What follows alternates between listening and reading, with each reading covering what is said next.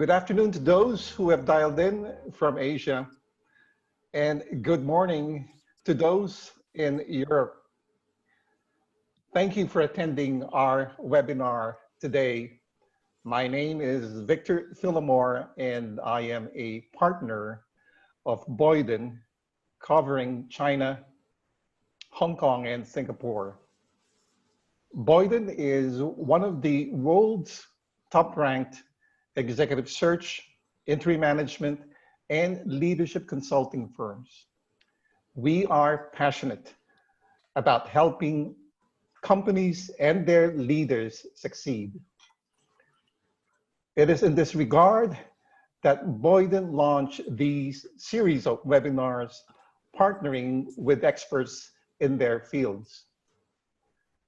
Certainly in these challenging times, companies are grappling with uncertainty and the very survival of their businesses.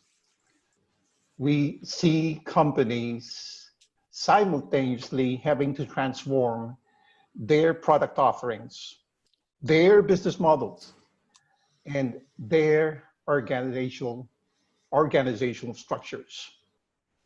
And time is not a luxury. All the more in this COVID era, are adaptive leaders and adaptive teams vital to any company across the world.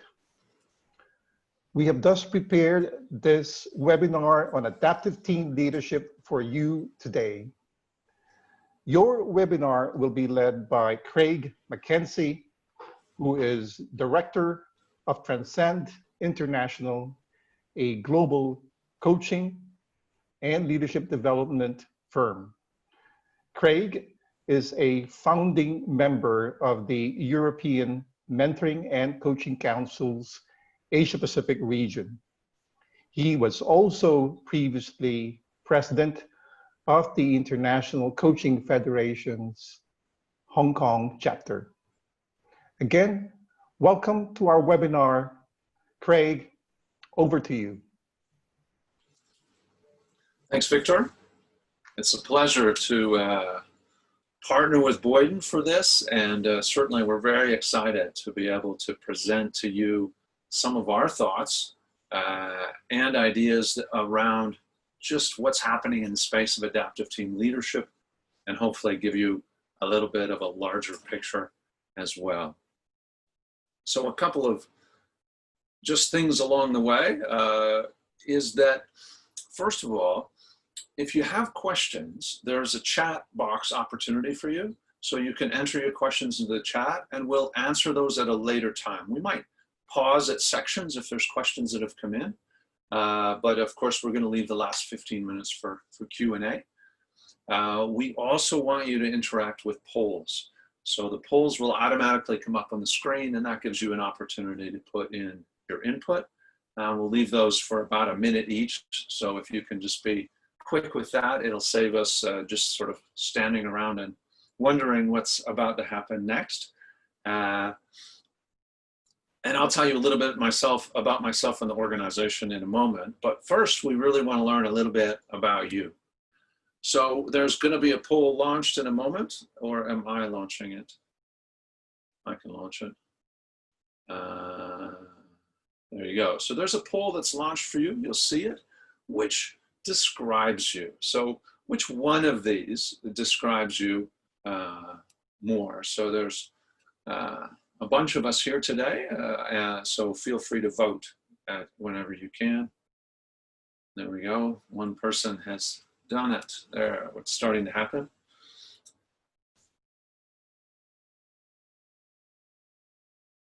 There you go. All right, good job. 12. Okay, we're 63% there and moving up fast.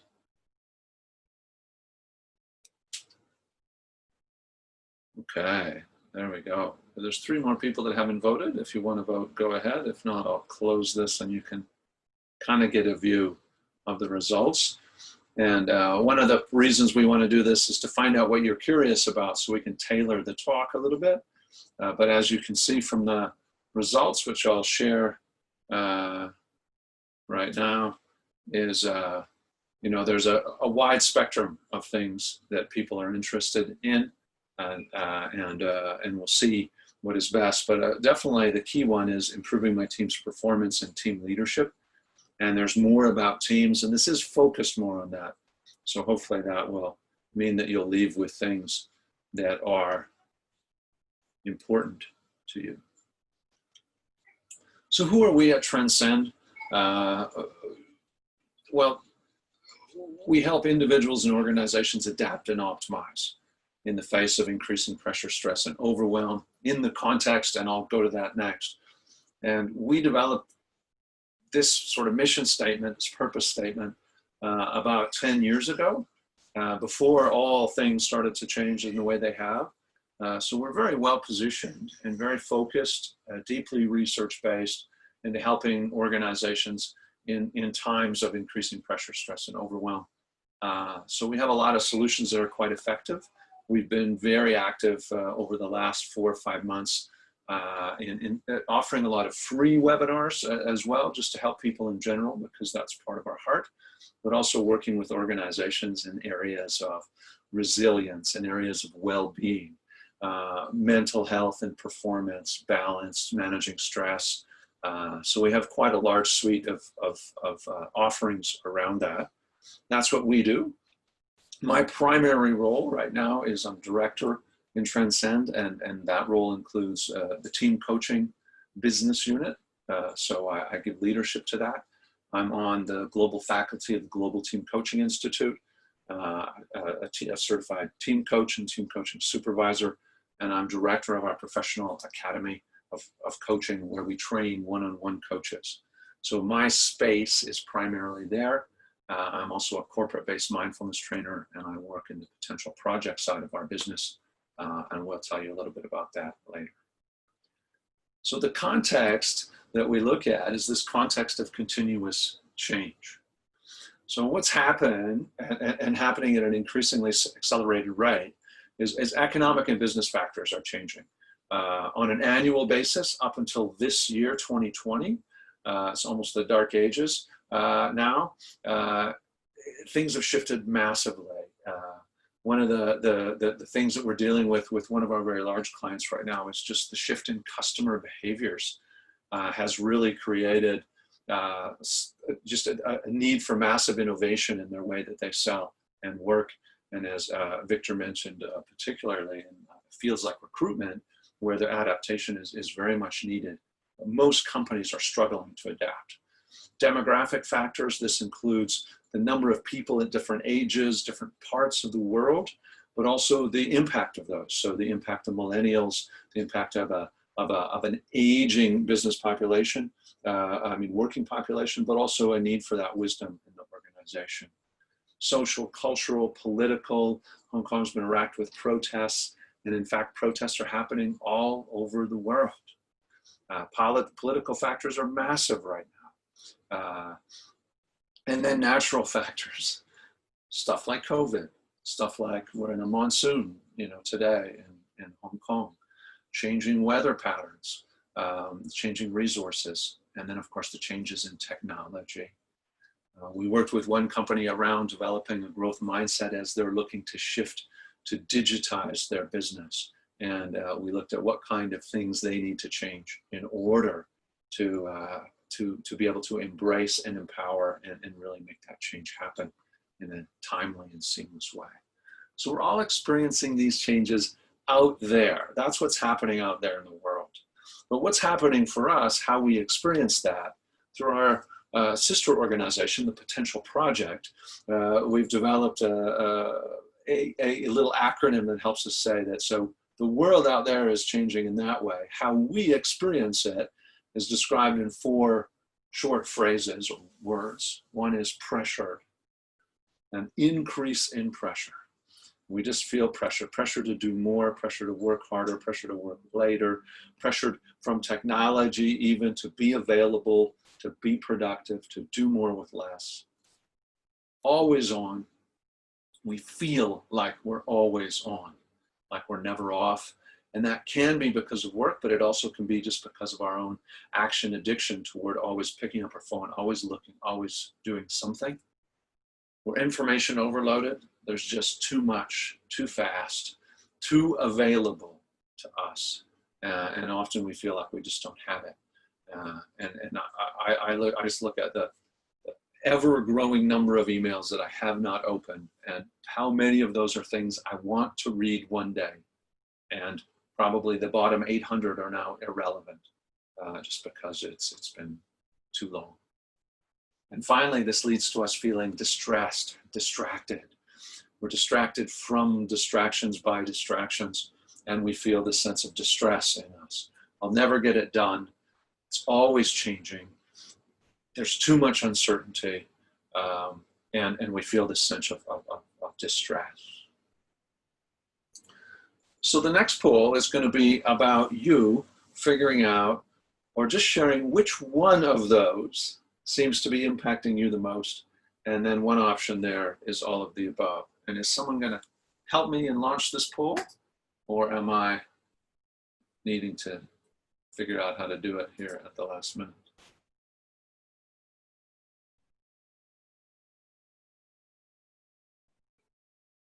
Okay, so I guess I'll do poll 2.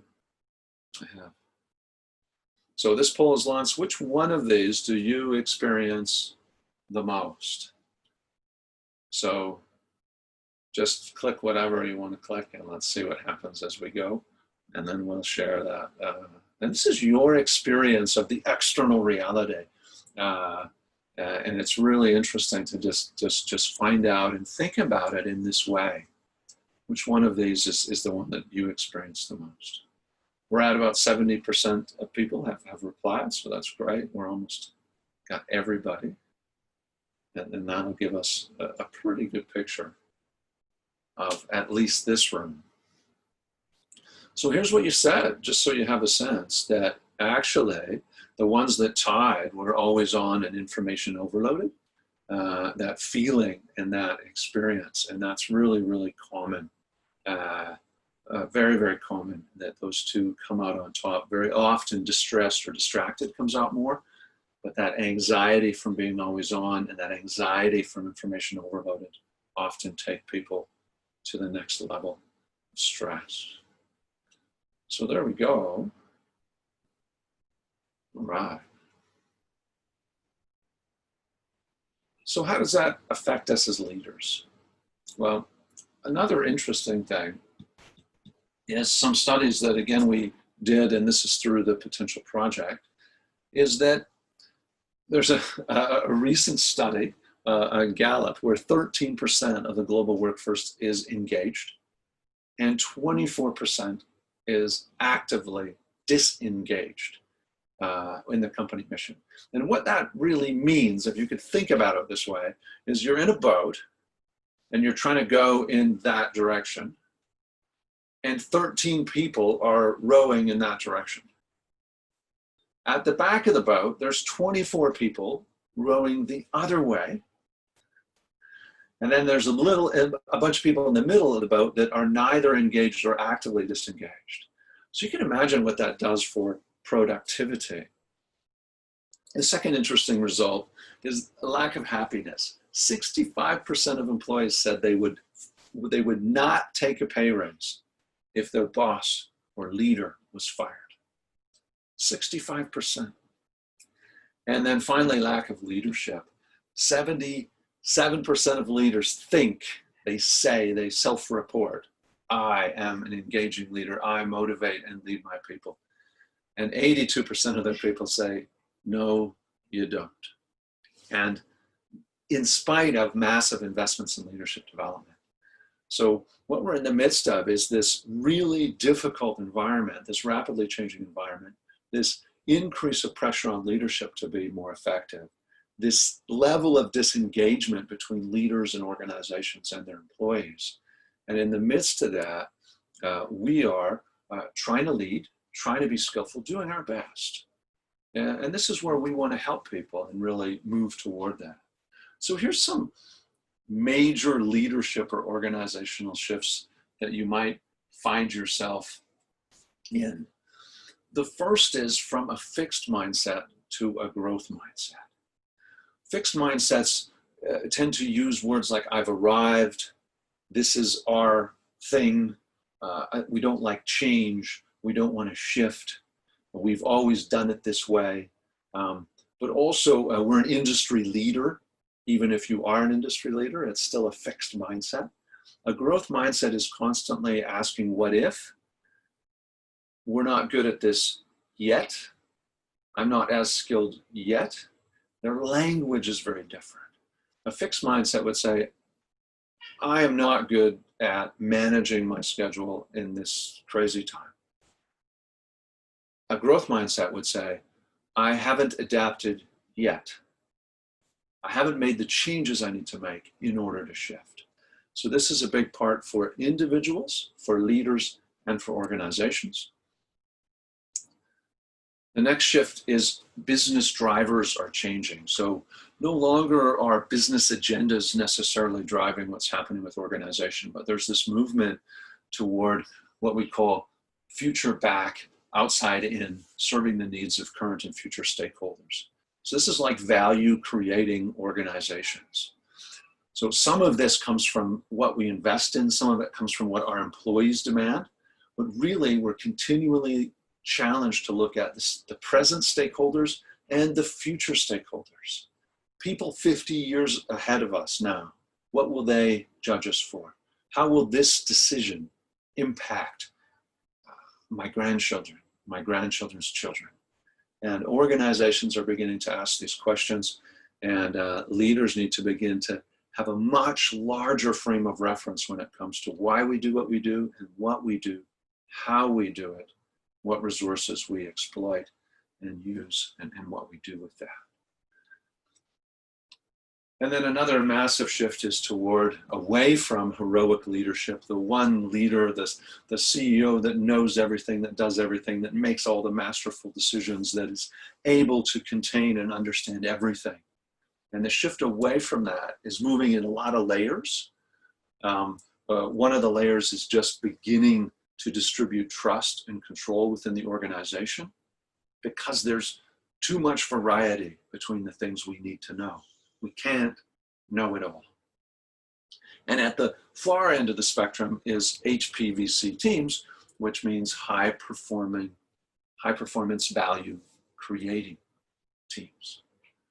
So the shift here is from leaders who are doing everything themselves or in charge of performance, motivating, challenging, toward this distributed trust, distributed leadership on teams, where the teams are getting a result that's more than they could get as individuals, and that team, the team itself and the organization is focused on value creation for their stakeholders, and sometimes we say for the customers of your customer and even their customers. So beginning to have that team shift, and that's really the focus that we'll move to at this point. But I'm happy to just pause for a moment, because I've been talking quite quickly, and we're going to shift gears into the team space. Let me just see if there's a question that I might need to answer. But if you have a question, you can put it in the chat, and that would give us a chance to answer it. I'll give you just a moment to do that, and if nothing happens, I'll shift to the next slide.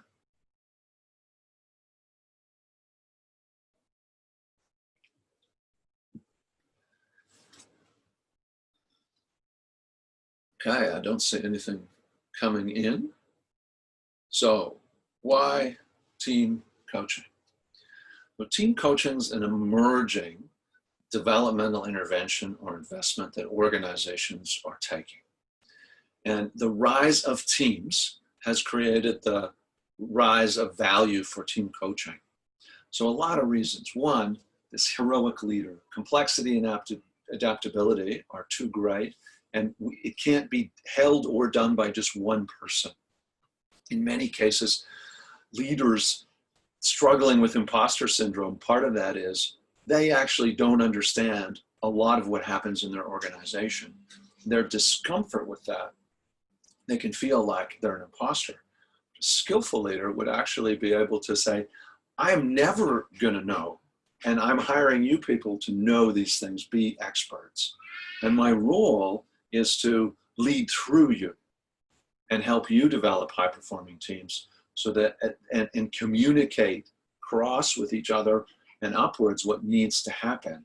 But if every decision needs to wait for me to understand it, then we'll never go anywhere. Just too many layers of complexity and needs for adaptability. Groups of high-performing individuals do not equal a high-performing team. It's one of the big shifts that we help organizations make is most of you, if you work in an organization, you're on a team or multiple teams or you have teams. The question that we ask, and we have some tools we use to assess and diagnose this for you and can consult with you around it is, one, do you have groups, a bunch of people moving in the same direction? Or do you have teams, a number of people, a small number of people who are aligned around a common purpose? They're deeply committed and interdependent on each other for success. And that's a team. So just because you have this top 5 salespeople doesn't mean that those 5 people together on a sales team will perform and get that logarithmic result very often that teams can produce. So, and in many cases, actually, they're less effective. So sometimes we advise organizations, you don't need to be teams, just be groups. Or don't even be groups, just share information with each other and let individuals do their thing. But if you want teams, then we can certainly help you craft them and skillfully lead them. Leaders and managers regularly and consistently come to us as individual coaches with the question about how do I lead and develop my team? Sometimes it's that question, and very often it's about my team is not performing. How do I help them perform? And then they need to modify and change their behaviors in order to be more effective. Millennials on teams desire a higher level of independence as a team. They want to make decisions. They want to be involved in things. They want to understand things. They want to have more ownership of all sorts of processes that many of us who learn to lead in a different generation aren't as comfortable with. So there's some big shifts here. And that just goes to the last point, which is to be a leader, you need a team leader. You need to be team literate, language of teams, how teams work, help them to function more skillfully, and skilled in enabling others to lead and develop teams. So that's really, really a key, is that the leader needs to develop the ability to do this. And that's another way that we coach the team through the team leader. We also coach the team leader to be more skillful as a team leader, and we can, we also do training around that as well to develop team coaching skills with leaders. I have a project right now with a large pharmaceutical where I've just been contracted to coach the team leader because I can't travel and work with the team like I was doing, to work with the team leader to help him to develop more team coaching skills so that he can more effectively help his team of leaders become a leadership team. So there you go. And a question has come in. Let me pause and answer that before I shift to explain what team coaching is. Question is, every leader thinks that they are excellent coaches. How do internal coaches manage such leaders who usually are not? Well, again, we'd avoid broad generalizations that every leader thinks they're an excellent coach, but lots of people think they are excellent coaches and they're usually not. Properly trained internal coaches, if the person is, it depends where they are in the hierarchy above you, but if they're their leader, then they have some knowledge about coaching. And my suggestion would be and I've worked with some internal coaches around this, is that the internal coach uses coaching skills to help their leader, but just understand things differently. But probably the best result comes from that leader actually being coached by someone who is outside of the organization and is properly skilled or exposed to events like this, where someone who's maybe slightly more of an expert can give them perspective. One company that we work with has this problem. The leader thinks he knows what coaching is and he doesn't. He thinks he's a coach and he isn't. And HR hired us to help develop coaching skills within his organization. And then we invited him to participate as a role model for that particular program. And that led to him and I having a number of side conversations and his exploration and understanding increasing. And he's still not a good coach, but he's shifted and he understands it. So hopefully that helps a little bit. Thank you for the question, and feel free to type another question if you want. So what team coaching really is, and we partner with a gentleman named Professor David Clutterbach, just a thought leader in team coaching, founder of the EMCC globally, author of over 70 books. And I just love his phrase that we help teams and team leaders to have the conversations they need to have with themselves and others. So if you can imagine this from a team perspective, you're helping, say, 6 people on a team have the conversations they need to have with each other, maybe as individuals, maybe as 2-to-1s, but also as a team, and also with their team leader. So all that relational complexity needs to be there.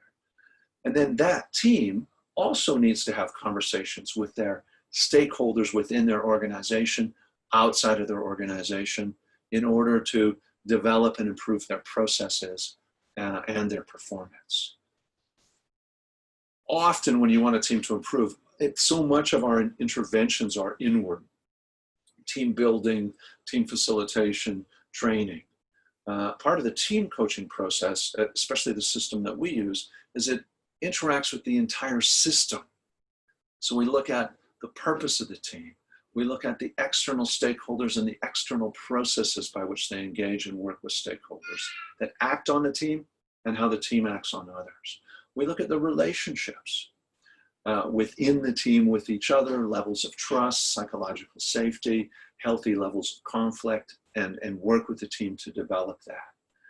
We work with internal processes of the team itself. How do they decide? How do they communicate decisions? How do they prioritize? How do they divide labor? So that's all part of what we do with the team. And then we also work with the leadership. Leadership qualities need to be present on the team. Maybe not all of them are with the leader. And then we also work to develop a learning team. So a high-performing learning team that creates value is the ultimate sort of goal of all this. So the idea is that the sum of that performance is more than the team members. There's alignment around purpose, effectively partners more with stakeholders, and creates alignment of their individual goals to team goals to organizational goals. So on one team that I worked with, one of the things that emerged was that one of the team members wanted a promotion, basically wanted the job of the team leader or to move into another part of the organization. Her intention was made pretty clear. People knew this, and it had caused a bit of trust issues, and people actually felt betrayed. But actually, you know, the desire of a team member to grow, to develop, to change, to move teams, to become a leader is a healthy part.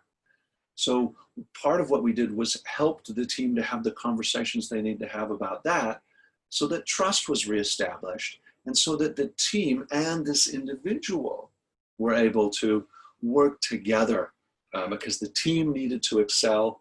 This individual was able then to understand that as the team excelled, that her profile was raised.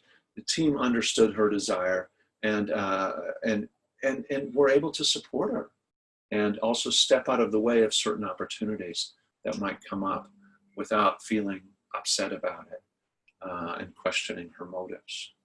So it's a very interesting dynamic that shifted, and it led to a change in the company.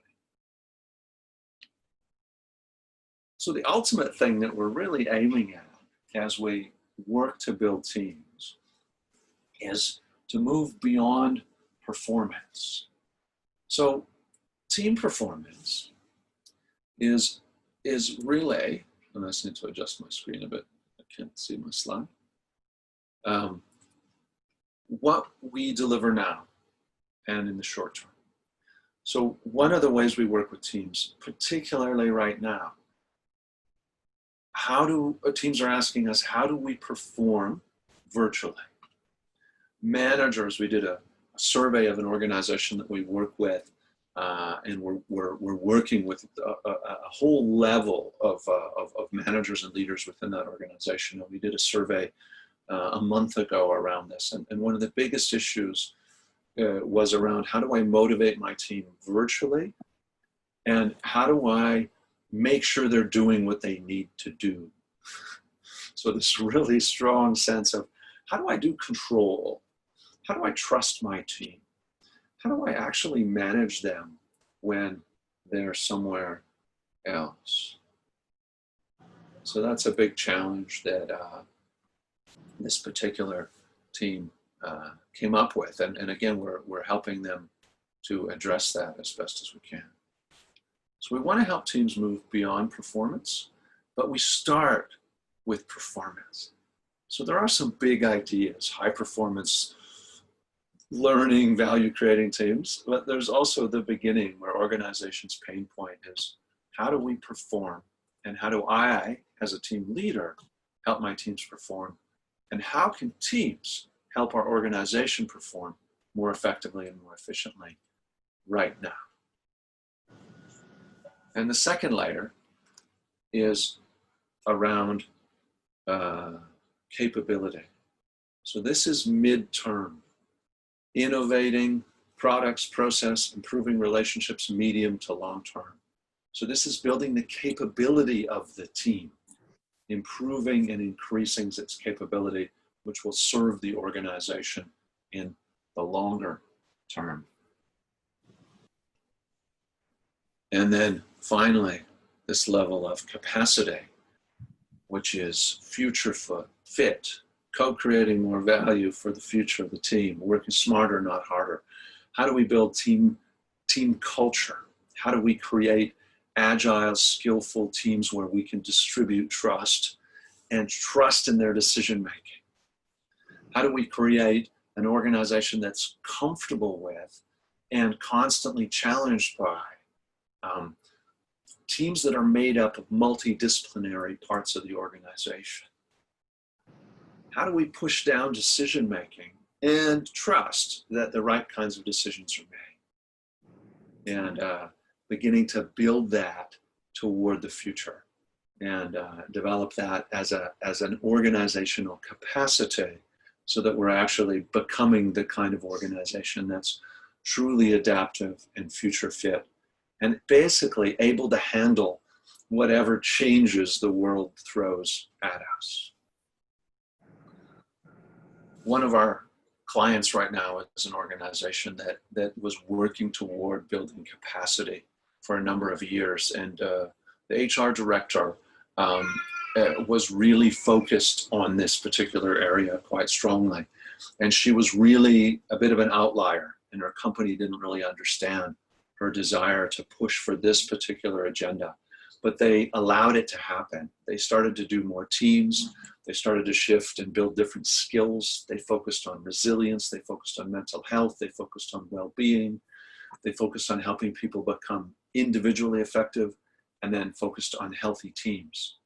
And what's really happened as the COVID crisis hit their industry quite hard, high levels of engagement, high levels of loyalty, high levels of understanding the difficulty of making organizational decisions, and high levels of innovation as they were adaptive, and they took on the challenges without someone having to tell them what to do. So there's this really strong bottom-up movement. It's a very powerful example of how team capacity can be built within an organization. So I'm going to open the last poll, which is really just to find out what you'd like to know more about. So some of you won't ask questions, but I'd be happy for you just to respond and say, here's what I'd like to know more about. One, this will help Boyden to figure out what they want to do in the future in terms of other things. But two, it will direct, you know, maybe the examples or some of the sharing that I do for the next minutes up until we come to our break or our question and answer period, which can begin at any time. So what would you like to know more about?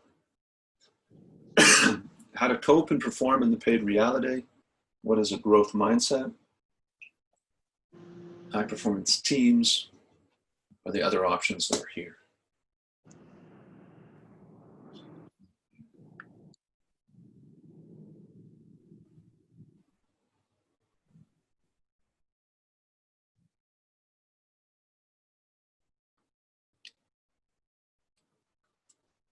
All right.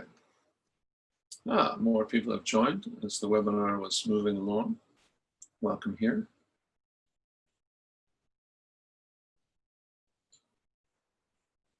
All right, so about half of you have voted. So if you haven't voted and you're thinking, oh, someone else will do it, then now might be a time to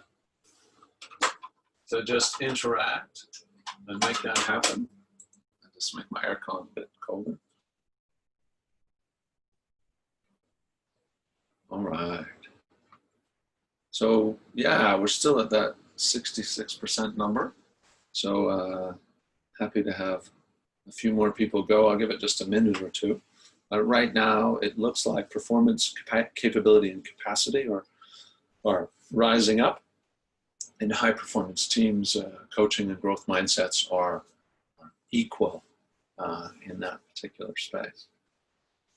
So the rest of you, if you want to take the opportunity just to engage and impact how we spend the next minutes, that would be wonderful.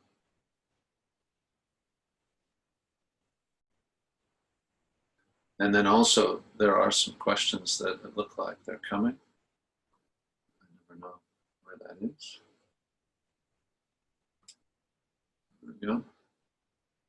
Great. Okay, so let me end that poll and just share the results with you so you can see what you said. Definitely there's not a big win of performance, capability, and capacity. But let me share a little bit more about that, and then we'll move into questions and answers. So these are really three lenses that leaders are beginning to look at organizations through. So there is a continuous focus and need for performance, and that's really key for us as an organization. We definitely know that often the pain point is performance. And we don't want to be too pie in the sky about things and just talk about some big items around like value creation and serving future generations, which are wonderful things, but very often the business reality, especially right now, is I just need to survive, and I'm not going to move away from our commitment to environment, to treating people fairly. Confidence and core values, but at the same time, what I really need to do is perform. So I think resonant and skillful organizations that help organizations or help people need to make sure that they balance those things, right? So performance and other pieces. So this thought of thinking about how do we perform is the beginning of action. But organizations are going to defining a little bit more. What kind of capability do we need to build? What kind of capacity do we need to build? And a big shift that's happening is from the systemic thinking movement around this. So performance is often the short-time solution. Capability becomes a little bit more systemic. How do we build systems that are capable of creating higher levels of performance? How do we hire differently? What kind of skills do we teach people? And what kind of things do we reward in order to create capability and a system that is infused and moved to and leveraged, optimized towards capability? And then finally, looking at capacity, what are the skills we need in the future? And one of the skills that we focus on a lot is building in that skill of a growth mindset, building in that adaptive capacity.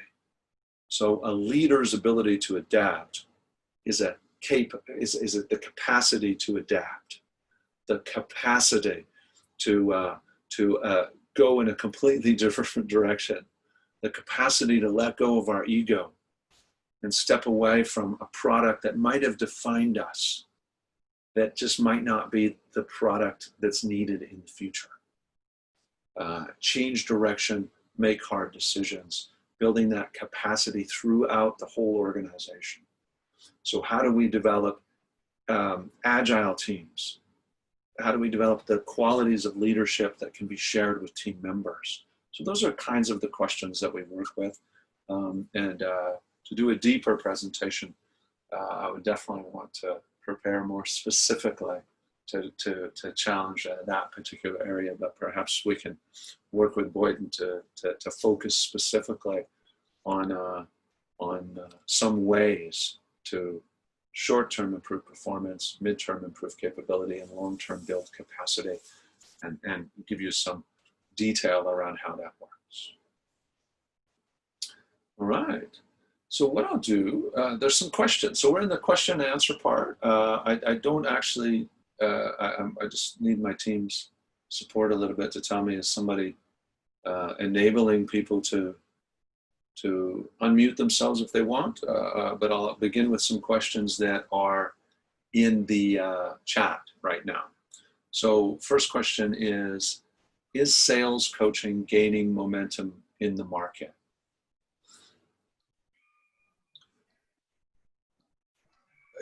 Sales training has always been a constant. It's always been a thing that it's one area that that people that are consultants and trainers will focus on, because sales forces are have a high level of turnover and there's always a need. Sales coaching as an intervention is gaining momentum. The primary area where sales coaching is happening is in the leader of sales teams being coached on how they can more effectively develop their teams, lead them, and be more skillful. At the sales level, there's some group coaching that's beginning to happen more, which is helping groups of salespeople to move.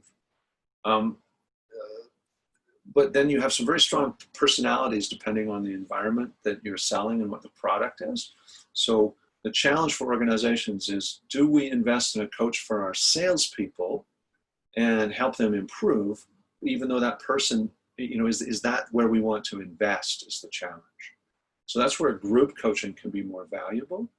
And then developing this skill of coaching for the sales manager. So developing the capability to coach would be the way that organizations are tending to invest right now. And that's gaining momentum. Because the coaching behaviors are correlated to engagement, motivation, job satisfaction, and ultimately retention. And the turnover in sales is just a high hidden cost in most organizations. Another question. What's the most difficult issues that you've had to help a team on?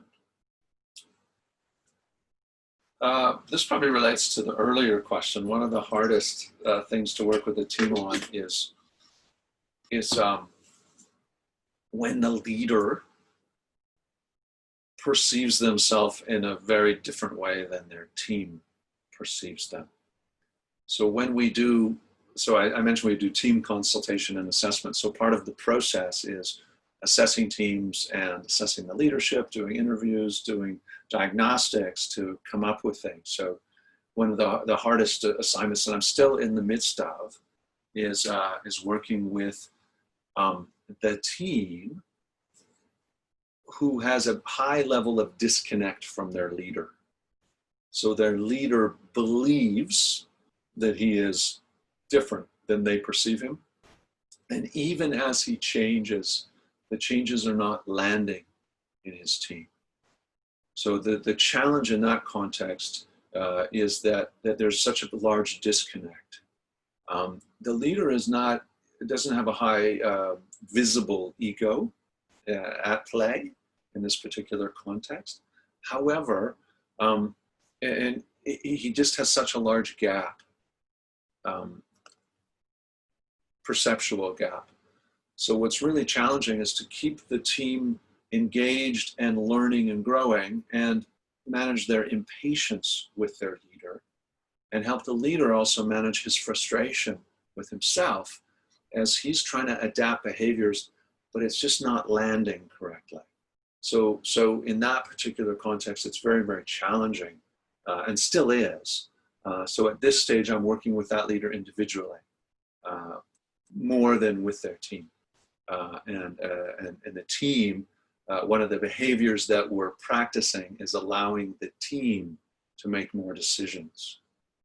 And in this case, again, when we train team coaches, we talk about team typology and different team leadership models. He likely wants to be involved as a leader in a way that the team doesn't need him to be. So ultimately, he'll be probably the most effective if he releases the idea of being a much more part of the team kind of a leader, and accepts the fact that he actually isn't part of that team, and stays as a leader. And if he's here today, I'm not talking about you, I'm talking about someone else. Okay, a couple of other questions come in. Can I suggest what it takes to create a coaching culture within an organization so that all the coaching effort will fall into place? Wow. Can I suggest what it takes to create a coaching culture within an organization so that all the coaching effort will fall into place? Wow, that's it's more than a webinar, that one. And certainly it's the kind of conversation that we work with helping develop team cultures. And certainly our CEO and chairman, Tony Dickel, does a lot of work and research in this particular space. And that might be a good topic for a future session. I love the fact that it's so the coaching effort will fall into place. So creating a coaching culture, there's a number of ways that organizations have tried to do this. Okay? The primary way that they try to do it is they will get coaching for the team leaders. They'll get coaching for the team leaders so the coaches have effective, efficient coaching and are open to it and value it. At the same time, they'll very often do a coaching skills type of program with managers and leaders within the organization to begin to infuse coaching throughout. And very often it just stops there. And there's a few HR people that are trained to coach, and they try to help either skillfully or not skillfully. So there's a lot of dimensions to this. If there's not trust within the organization, if there's not transparency, if there's not an actual commitment to growth and development, then there's those barriers emerge. And that's why it's a very complex question. I would say where organizations tend to fail is they don't create coaching champions. So, you know, an ideal scenario is training up a lot of people in coaching skills, and then the ones that sort of emerge, recruit them to be coaching champions because they're influencers and they're interested, and then invest in building their skills so that they become even more skillful, and then collect and gather the stories from people that have been coached so that there's this idea that coaching isn't, you know, a remedial solution, but it's something that's valued. And one shift in an organization that related to the coaching culture is where people said, I got a coach, I have a coach, I get a coach, versus you need coaching. So there was this badge of honor related to having a coach. So starting with an initial investment around coaching skills leads to the maybe proper certification and elevation of coaching within that organization. But ensuring that it pushes up to the top levels and gets through that middle management level, which often tends to stick. And also we need to deal with that arrogance of the leader who thinks they're a great coach and they're not. And one of the advantages that we bring to organizations sometimes when we train their leaders is we have a dual accredited European Mentoring and Coaching Council, ICF, rigorous professional coach certification program. So if the leader gets into that and has to graduate, then they're going to be challenged in ways that are different than internal coaching. So there's observation, there's mentoring, there's expectation of passing levels of coaching. And leaders we've had in that, you know, one leader said to me, I have to get this right. He was really struggling with it because he was too much of a controller, too much of a director. He said, I have to get this right. I can't fail this program because it would be too embarrassing for me. So he shifted his behaviors because he didn't want to fail. And that's, you know, the motivation doesn't necessarily matter in that particular case. So once we get the leaders engaged, then the key is to begin to create a system of coaching within that organization where it becomes systemic, where it's done at each level. And then also we need to bring in coaching supervision. So one company we work with, their thing is they don't know if coaching is actually happening. They know conversations are happening. They don't know is it actually coaching or not. So there's much more rigor around it, where goals are transparent, where progress is measured, where even internal coaches are rated. There's all kinds of ways that we can begin to elevate and infuse coaching in the system. And then team coaching being one of the key ones in organizations that have teams now, where they're, so there's a broader experience of coaching. And the goal of team coaching is to help the team learn, or the goal of skilled professional team coaching is to help the team to learn to coach itself. So as that begins to happen, then you have a faster movement through the organization. So it is a big question. I answered it a little bit long. Hopefully I gave some insights, certainly not a complete or perfect answer, but I did the best I could. A couple of more questions. When we do coaching with a team leader, how can we avoid the possible bias and assumptions that the leader has made on his or her team? I would say we can't avoid them. We need to bring them into the conversation. So the biases of the team leader is part of their self-awareness journey, and the assumptions that they've made about themselves and their team become part of that conversation that they need to have with themselves and others. And again, if we're trying to help them be more skillful, then some of those need to be put on the table with their team and addressed. And there's tools and techniques that we have in our global practitioner certification program that definitely enable those kinds of conversations. And there's some techniques to do that in a way that saves face and is non-invasive and non-threatening. But yeah, I wouldn't say we can avoid it. I think it's more like, how can we help the leader to become aware of their biases, aware of their assumptions, and how those are impacting their team.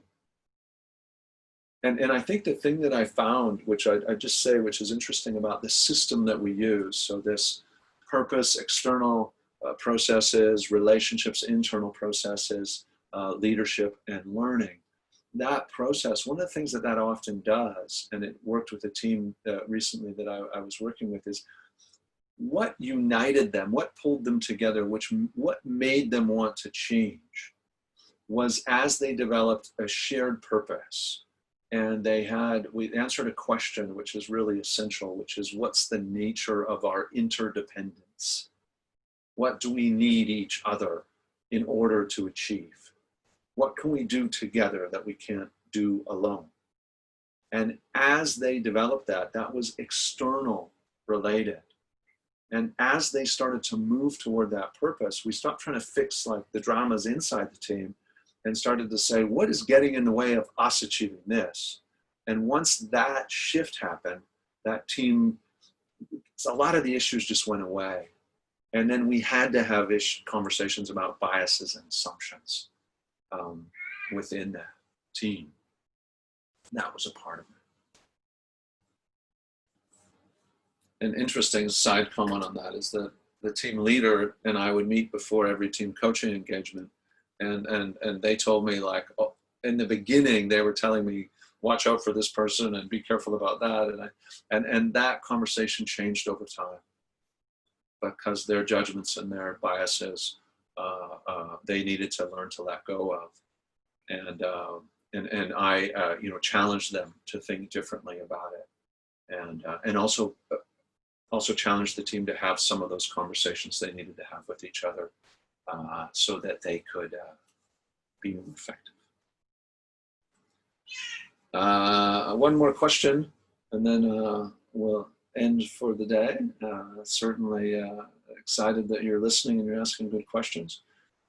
What's the best way to coach or lead a team within an organization that's highly siloed with perhaps different objectives and targets? This is interesting because I have a team like this that I know quite well, and the leader really says, we're really siloed, organizations like this, and my response to them was, well, you have targets to meet within your team, so what kind of team do you want to be? Who do you want to be? The organization gives you a broad mandate. You can dance the dance any way you want. What kind of team do you need to be in order to be effective in this siloed organization? Right? I don't need to change the silos. That's the culture. But the idea is, how can you build a team that's effective in this environment? What kind of skills do people need to have? What kind of skills does the team need to have so that we can work together? Your external processes and systems are silos, politics, infighting, different objectives and targets. That's the system that you're in. So how do you be an effective team within that system? Especially when they couldn't change the system, right? So it's a very special situation.